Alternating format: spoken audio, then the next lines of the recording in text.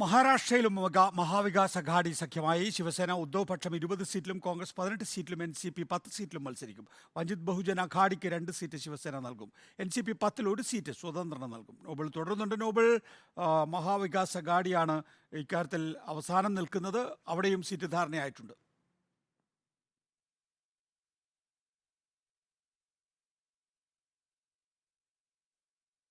മഹാവികാസ് അഘാഡി, മഹാരാഷ്ട്രയിലെ മഹാവികാസ് അഘാഡിക്കും സീറ്റ് ധാരണയായിരിക്കുന്നു.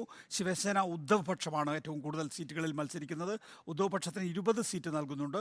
കോൺഗ്രസ് 18 സീറ്റിലും NCP 10 സീറ്റിലുമാണ് മത്സരിക്കുന്നത്.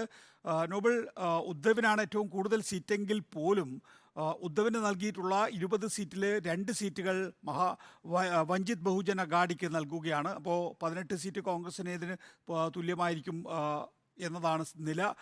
സീറ്റ് വിഭജനം പൂർത്തിയായിരിക്കുന്നു. വിശദാംശങ്ങൾ എന്താണ്?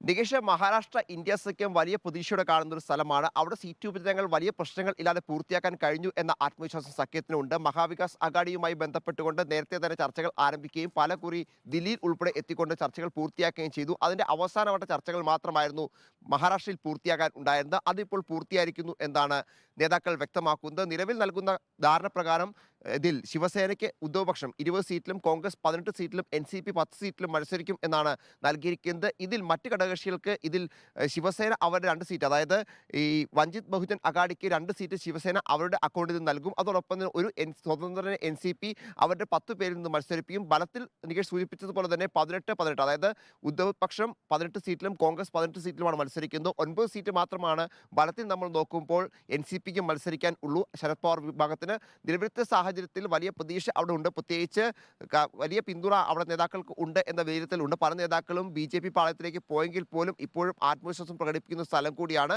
അതുകൊണ്ട് തന്നെ വലിയ പ്രശ്നങ്ങൾ ഇല്ലാതെ സീറ്റ് വിഭജനം പൂർത്തിയാക്കാൻ കഴിഞ്ഞത് ഈ ഇന്ത്യ സഖ്യത്തിന്റെ ആത്മവിശ്വാസം, പ്രത്യേകിച്ച് മഹാവികാസ് അഘാഡി സഖ്യത്തിന്റെ ആത്മവിശ്വാസം മഹാരാഷ്ട്രയിൽ കൂട്ടുകയും ചെയ്തിട്ടുണ്ട്. ഒരു ഔദ്യോഗിക പ്രഖ്യാപനം ഇക്കാര്യത്തിൽ നാളെയോ അല്ലെങ്കിൽ അടുത്ത ദിവസമോ ഉണ്ടാകും എന്നാണ് നമ്മൾ പ്രതീക്ഷിക്കുകയും ചെയ്യുന്നത്. നികേഷ്, വിശദാംശങ്ങൾ നൽകുകയായിരുന്നു നോബൽ മാറിക്കാരൻ.